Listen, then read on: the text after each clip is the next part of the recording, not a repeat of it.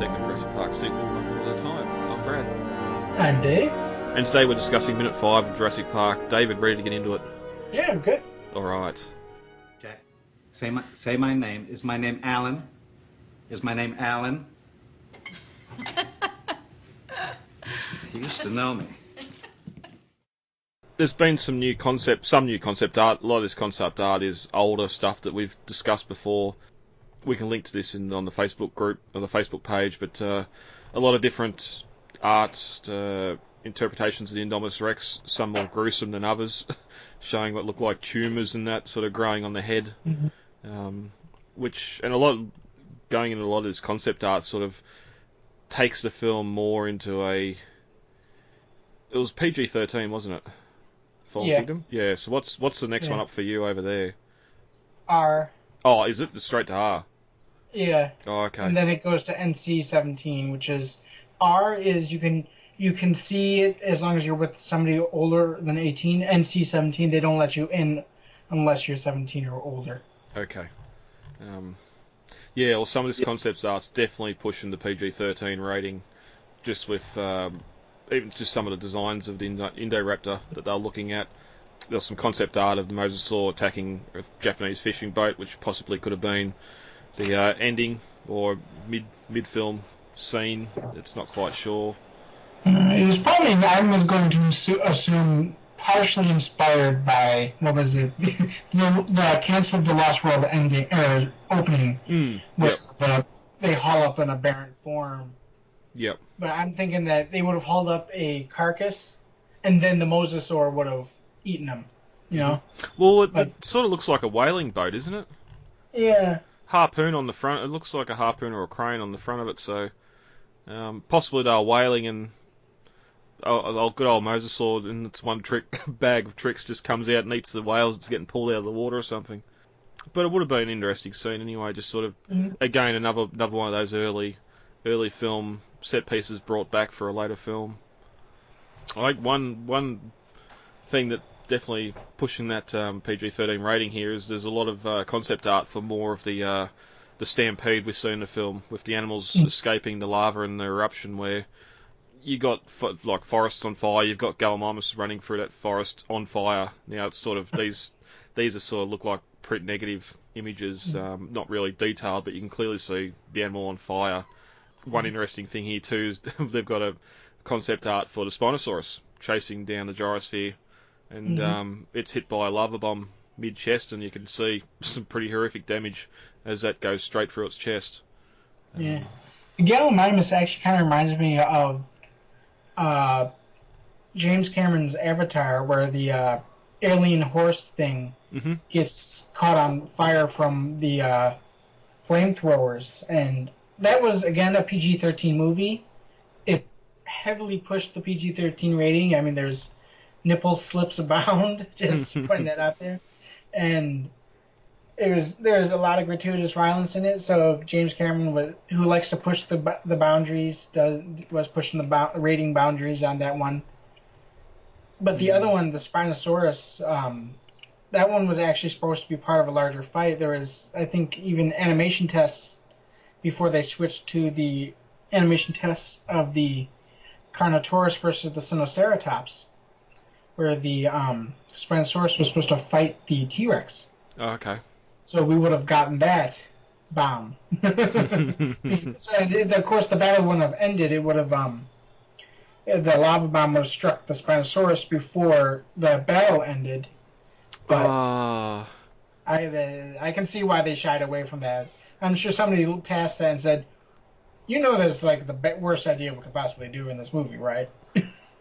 But then you go to the other handle as well. It's just like the second Alien versus Predator, where they got the Pred-Alien and the Predator about to face off, and then the human's nuke goes off and no one wins. It's like it's one of those issues you have with putting two creatures or two people up to fight. No one's going to like the outcome either way, so you try and make it a stalemate, and sometimes that's even worse than making the Spinosaur. Like even Jurassic Park 3, if there was a stalemate there, then it probably would have been a little bit better. But now with all the history and backstory behind that, and fans dislike for the scene and everything else. It's sort of you got to have the T-Rex win there. I don't see any other way of saving face. To be fair, I would agree with the AVPR comparison if I could see the fight in AVPR. Point made. Well, yeah. Night vision goggles to see that movie. Yeah.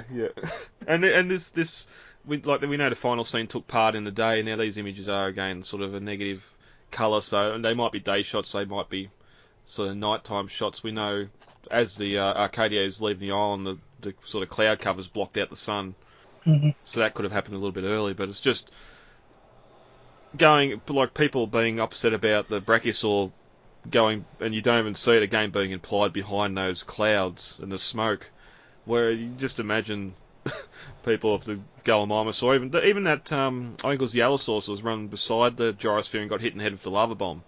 Like imagine if that took half its head off or whatever. In the film it just sort of hits the ground and rolls a bit. You don't see much in the end, but which is a shame because it's not really realistic. But anyway, so yeah, some great concept art here of some other animals as well. There's some shots here as well as some animals fleeing and a Triceratops ramming a bus. I don't know if this is concept for after the animals escape onto the mainland or not at the end of the film.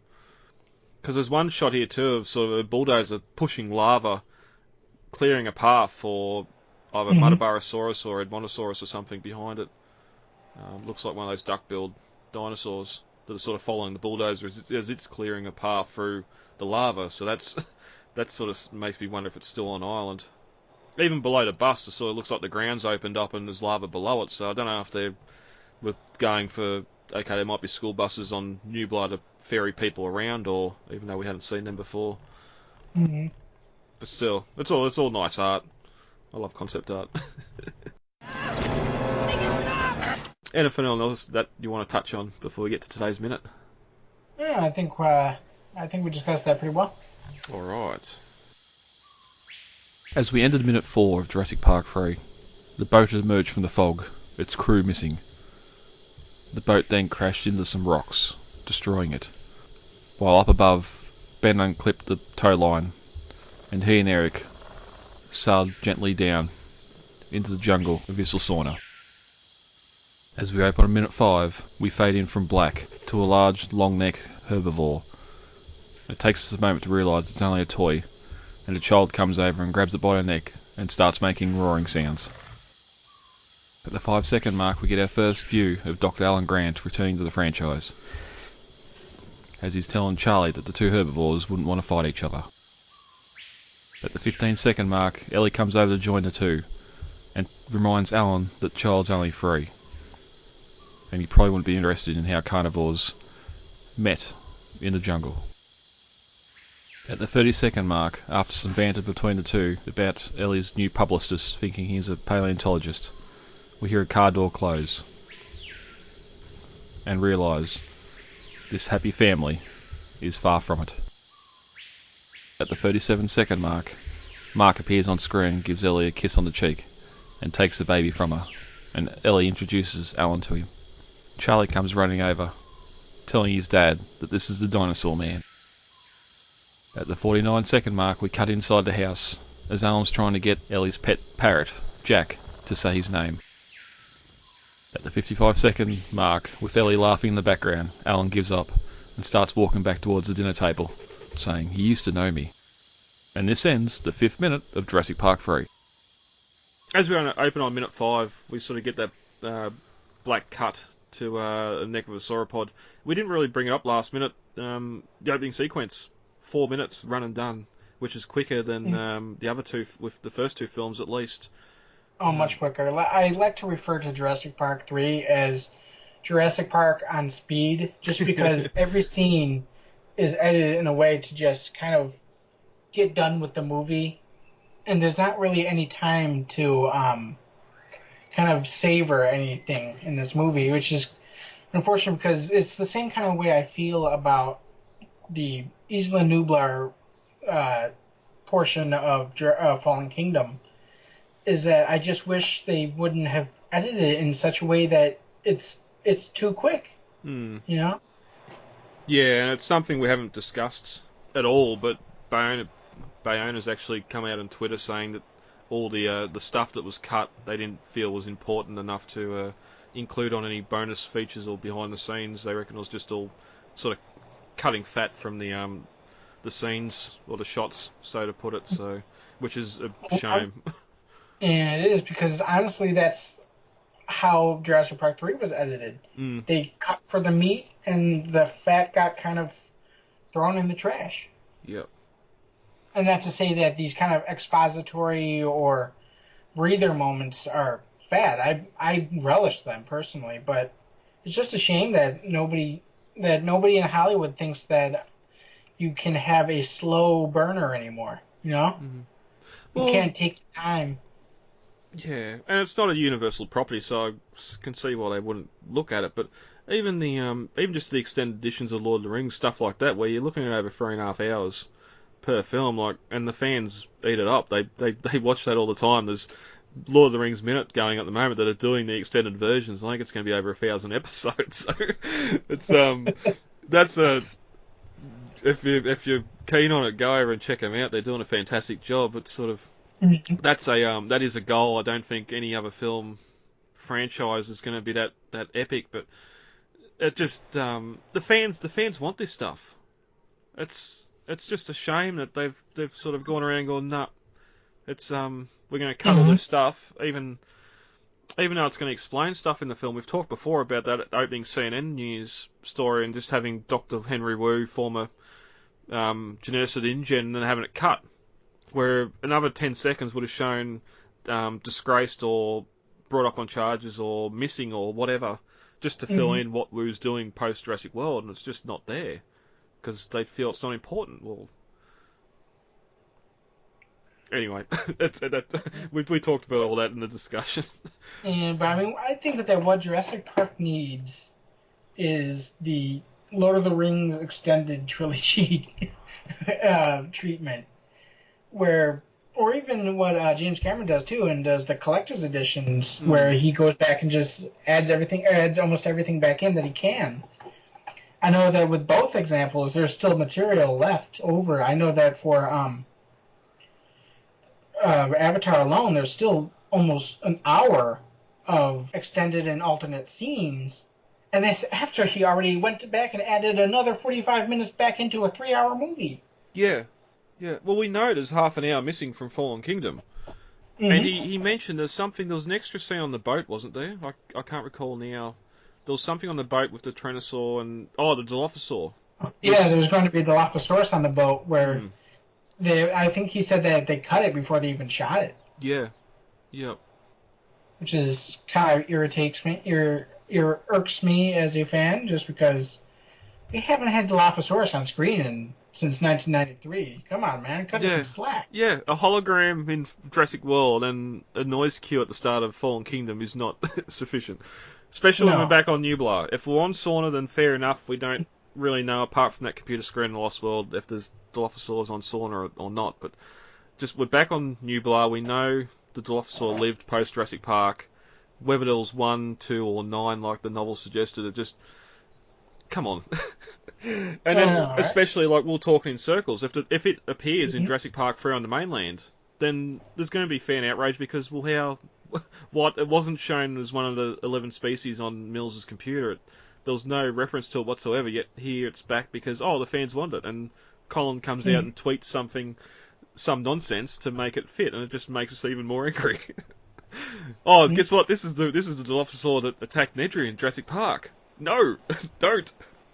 No, I know. I mean, I'm doing my annual Lord of the Rings binge right now. And I just finished with the Two Towers.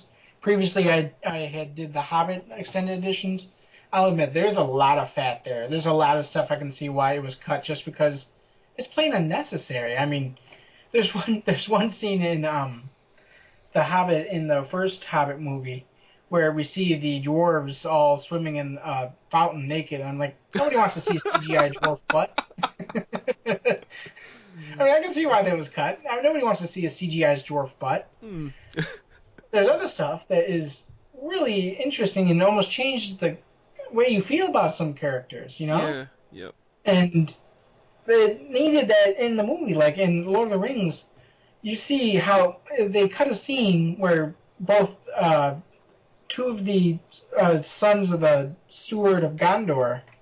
Okay, I know this sounds really, really nerdy for a sci-fi podcast, but the steward, the vice king, I guess you could compare him to. He's a dick. Yeah. He's just flat out. Nobody likes him. Even his kids don't like him. But you don't understand that unless you see the deleted scenes. If you don't see the deleted scenes, you think you think that his one son loved him and his other son didn't like him. Yeah. But you see the deleted scenes, you see neither one of them liked him. You know? It changes the way you feel about some characters. And I feel like that is done with the Lost World. Yeah, not just the Lost World, but with Jurassic Park in general. For example, Roland, I've preached many times about how his character just gets cut down into some kind of pseudo villain when in reality he's a really, really good person. Yeah, and even RJ's involvement there as well, where there wasn't so much cut on his side. There was some stuff in the pre-San Diego script now that sort of added a lot more to it and was never shot, so it's sort of what we see on film is pretty much what RJ was going to be on film anyway, but just, yeah, Roland's a perfect example of that. No, I mean, even if we look at the shooting script that The Lost World went through, we can see that RJ had a much larger role than he does in the movie. Yeah. At the end of the shooting script, you're actually sad that RJ dies. In the film, you're like, RJ who? Yeah. You know? Yeah. You're a hunter. What are you going in the long grass for? You're yelling at everyone else not to go in the long grass. Why are you going in there? Anyway, Jurassic Park 3. It all comes back to Jurassic Park 3, sort of. Yeah, so as we open on minute 5, we get the neck of the sauropod, and we can hear a roaring sound as the child comes into shot and grabs it by the neck and picks it up, and then we get a Triceratops come in and the two animals begin fighting each other. And I actually had both these toys when I was a kid. I was going to ask if these were a real figure or not. Yes, they are. The Brachiosaurus is from, I want to say, Carnegie Collection. It was their big one, and it's like the thing weighs like 5 pounds. It's huge. Yep. And the other one was a semi-rare it came with a set with a Tyrannosaurus, a Brachiosaurus, a Stegosaurus, and this Triceratops here is by Dun May. It's a Chinese company. I wonder if this... of course, a Chinosaur, but I did have the toy, yeah. I wonder if this movie shot them up in popularity or dropped them. Although... I have no idea. I remember I actually got them from my cousins. My cousins, they weren't really much dinosaur fans, so they kind of just gave me the toys because they knew I am a dinosaur fan. So that's kind of how I ended up with them. That's going to be an interesting eBay search a little bit later on tonight.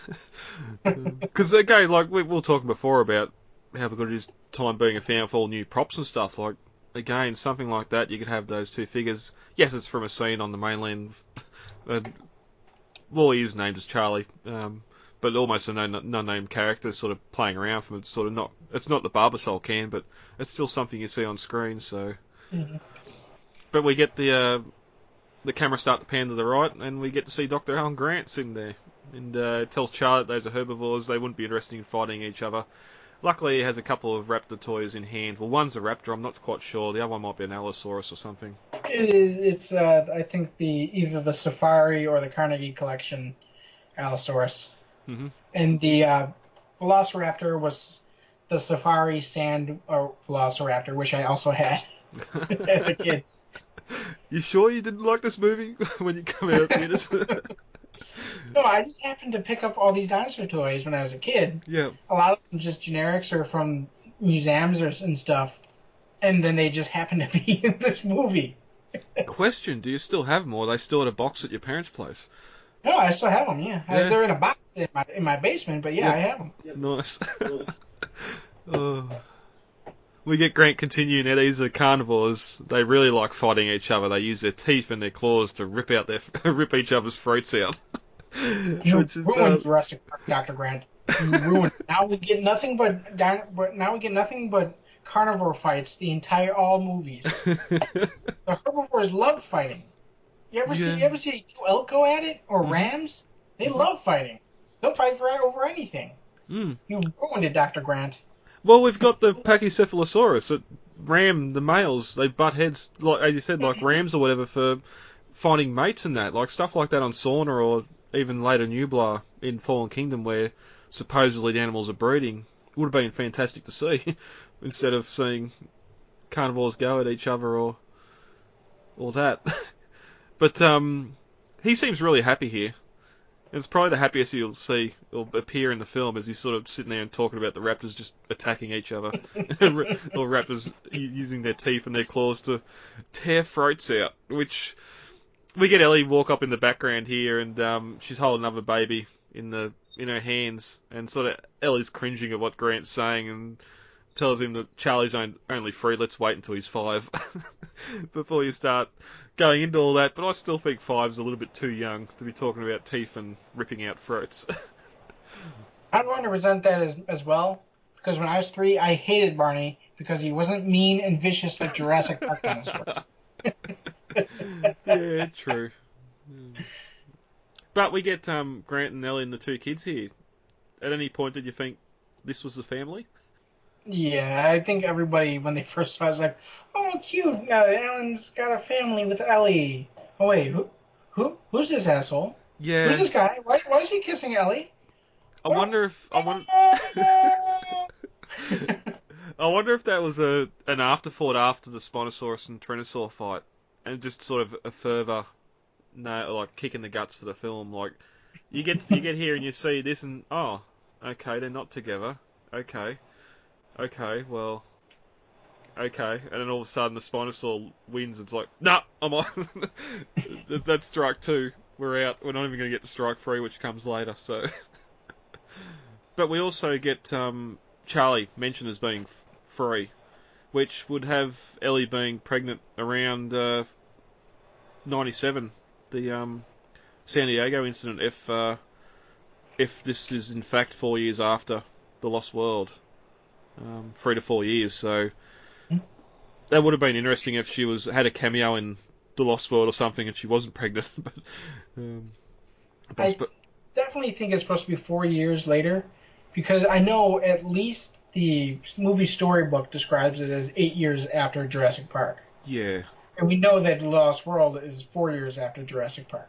Yeah, I think one scene specifically later on when we get to the lecture, where you've got so many people still hungry or into information on Jurassic Park or the San Diego incident, where after 4 years it's one of those things you'd think would start to fade down and maybe even start going back into myth or story, local story, especially those in San Diego. But there's living dinosaurs out there. This was like the ultimate imagination for me when I was a kid. Yeah. This is not going away. Well, then it sort of goes the other way. Well, how come there haven't been more illegal boats being stopped or something getting to Nublar? Or, well, I suppose at that point, even this point, it's all sauna. So, yeah. All right, we can get to that a little bit later. But they're interrupted by the maid that comes out, which I was going to rewatch. It looks like Ming-Na. That's in she was in Agents of S.H.I.E.L.D. It's probably where she'd be more recently known from, but I don't even know if it's a maid, if it's an assistant or. I'm not sure. I never watched Agents of S.H.I.E.L.D. Yeah, she's not named, so of course she's not in the credits anywhere. I couldn't find. But she tells Ellie that it's Tom, and they need to talk about the last chapter. And she replies that they won't lose the Jack Horner quote, which sounds like she's got a book on the way. If it's going to Horner for a quote, it must be. Well, she's a paleobotanist, so whether she's sort of talking about some skeletons as well. Although I'm sure in the field you wouldn't stay focused mainly on just vertebrate paleontology, or if you're a paleobotanist, yes, you're going to study the flora, but you're probably going to look at what ate that as well.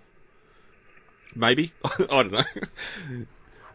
I'd imagine so, yeah. Yeah. So she's writing a book, and she whispers to Grant that her editor thinks he's a paleontologist. We sort of... all? Yeah. Well, obviously I'm not after that last But don't we all think we're paleontologists? Yeah. But we later learn also that Grant published a book post Jurassic Park. Do you think anything in Ellie's is going to touch on Jurassic Park as well? I don't know. I mean, she doesn't seem like she wants to dwell on the past, especially in this movie. You see her. I mean, she remembers, but she doesn't want to really think about it. Mm. Yeah, we'll get to that scene in a couple of minutes' time, where she's definitely uneasy about bringing back those memories, and sort of she's moved on. Mm-hmm. She's got the kids. The PSD obviously isn't there as much as what it may be with Grant. We haven't really gone into that. We can go into that in a later minute. But we hear a car door close, and Ellie starts to walk to the right of the screen, and she says, "Hey, Mark." She's got the baby. Mm-hmm. Oh, and he takes the baby from her arms as they embrace, and quick kiss on the lips. Which there goes that relationship. You're just watching your entire childhood crash and burn. Yeah. But even when Cole and Brody were doing Jurassic Park Minute and sort of were going through those scenes and a lot of that film, yes, there was more in the script and even in the novel where they were more of a couple, but I didn't see them that much of a couple in that film. Yes, we got the line dropped by Grant, and when Malcolm's asking him if those two are a thing, I personally just seen that more of just him defending Ellie from Malcolm, and saying that just so he'd back off because he just heard about his 3 wives and loving kids. So I just seen that as a bit of a defense mechanism on his part, but no, I mean they were definitely together. I mean, in the deleted scene we even see them kiss. Yeah, well that's it. There's that deleted scene that has them embracing and kissing. So it's sort of it's definitely implied there that was a thing. So yeah, it Ellie introduces Grant here, and the two men shake hands, and Charlie jumps in saying, "Daddy, this is a herbivore, and that's the Dinosaur Man." And Alan just smiles at the reference and repeats Dinosaur Man, which is great. And again, comes up later on too, where Charlie sort of brings back up that name, knowing that it's Grant, and Ellie sort of knows what he's talking about. But we do cut away here inside the house. But before we do, the house location is on a street in Pasadena, in California. I'll use some houses on the street, not necessarily this house specifically, but the street they've used houses for filming Beethoven and The Girl Next Door, to name a couple of films. Halloween. Yeah, yep. But it's not in the script here, and it was only in the description of the house. It's sort of in relation to the film. It's described as Ellie's DC or Washington DC home, which would imply that this is Washington DC, which is, from my understanding, a little bit of a drive from Montana.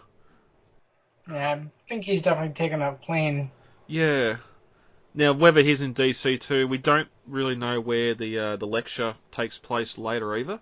I'm guessing it's got to be in DC as well, and that's why he's there. Because the lecture looks like it takes place in a school auditorium. Yeah, it's not really something you'd be. It just seems like a university commitment or something, and not necessarily a funding push. Because we sort of get the drop later when he returns back to the dig site. Billy asks him how it went, and he said it's not too late to change your career or something like that. But it sort of makes it sound like he was in DC to, or he was away to try and find funding for further digs. So, and it's just sort of odd if Ellie's in Washington and he's in Montana. Because here the next scene we cut to inside and we got the parrot in the cage and Alan saying, "It's named Jack. Is my name Alan? Is my name Alan?" which again sort of is a good little call forward to what we're going to get on the plane as well. Like, he's here trying to talk to this bird, and we know that some parrots and bird varieties like that can speak, and say some can get quite vulgar if the owners are that way inclined as well. But sort of just this is actually interesting because it has a foreshadowing of a scene later that most people deem rather pointless. Yeah, well, that's what I meant, foreshadowing. Yeah, yeah, and just the fact that we have birds now, and of course the raptors have always been described as the ancestors of birds and everything else. Raptors evolved into birds and everything else, and here you've got Alan interacting with a bird, trying to get it to speak. Now, he sort of says here that it used to know him, so obviously it probably used to say his name once, and it's been a while since he's visited, so the bird's forgotten who he is, or forgotten to say Alan. But yeah, sort of just I think it's connected to that later scene we get on the plane, and just trying to get, and even in the next minute when him and Ellie start going about the raptors being able to communicate with each other, it just sort of again that communication. It might not be English, but there's communication there, and that's sort of the other thing too. Like, how long, if Alan's visited once before, obviously Charlie wasn't born, and obviously Mark had never met because Mark says he's heard so much about Grant from Ellie. So I wonder if post Jurassic, she's moved to Washington DC or moved back to her house in Washington DC away from the dig site in Montana, and carried on her career there away from Grant and Montana itself. Which also makes me wonder if that bird was around back when they were seeing each other, because he says he used to know him, but other people haven't met each other, so it might all be just an issue of the script as well, and I'm looking too far into it. But looking at that script briefly, we cut to the two dinosaurs fighting, and Alan's already in shot smiling as Charlie's playing with the animals. It's almost suggests that they're a gift from him, and that's why they're playing so eagerly. He's playing so eagerly with him in the sandpit. But Ellie's also there, already standing behind him, holding the younger child, and it's described as being a picture of the perfect family. And then we get the Grant's lines about the animals fighting. We hear a car engine stop and the door closed, and Ellie sort of says it must be Mark, and she calls out that they're in the backyard or out back, and Mark emerges from a side gate holding a briefcase. Mark and Ellie kiss briefly on the lips, and Ellie asks him if he had a good day, and Mark replies that he was just keeping the world safe, and then offers to take the daughter from Ellie. So we don't really know what Mark's profession is at this point, but sort of he seems like he's in government or something like that. And then Ellie then introduces Alan, and Mark says he's heard a lot about him, which again, as we were just discussing before, it seems like the first time those two have actually met. So yeah, how long has Ellie had this house for or been in Washington? But the two men shake hands, and we realise Grant's just the odd one out here, and Charlie jumps forward and does the herbivore speak once again, and Grant just smiles uncomfortably as if he's a third wheel. I mean, not to be mean, but it kind of is. Yeah, yep. Yeah, it's sort of one of those things where it doesn't happen. Well, in my life, definitely, there hasn't really been a time where an ex has come back on the scene after a breakup or after we parted ways. Yes, they'll work colleagues as well, which I suppose makes it even more awkward when you've got so much history together, and and he meeting the boyfriend / husband. I'm pretty sure he's got a wedding band on, so I'm guessing they are married at this point. So, being Spielberg and being Universal, the kids would probably hint the fact that they are married. Yeah. But yeah, that's minute 5. David, anything else you want to discuss before we get out of here for the week? No, I think we're pretty good. Awesome. All right. If you want to get a hold of us, you can email us at lostworldminute.com. The main website is JurassicMinutes.wordpress.com, and you can find the Lost World Minutes and Jurassic Minutes over on Facebook with the pages there. David, where are you on Twitter and Instagram? Twitter, we are at Jurassic Minute. Instagram is the Jurassic Minutes Podcast. Some of the worst things imaginable have been done with the best intentions. This is how you make dinosaurs? No. This is how you play God. If we split up, I'm going with you guys. Dinosaurs lived 65 million years ago. What is left of them is fossilized in the rocks, and it is in the rock that real scientists make real discoveries. Now, what John Hammond and InGen did at Jurassic Park is create genetically engineered theme park monsters, nothing more and nothing less. Are you saying that you wouldn't want to get onto Isla Sorna and study them if you had the chance? No force on earth or heaven could get me on that island.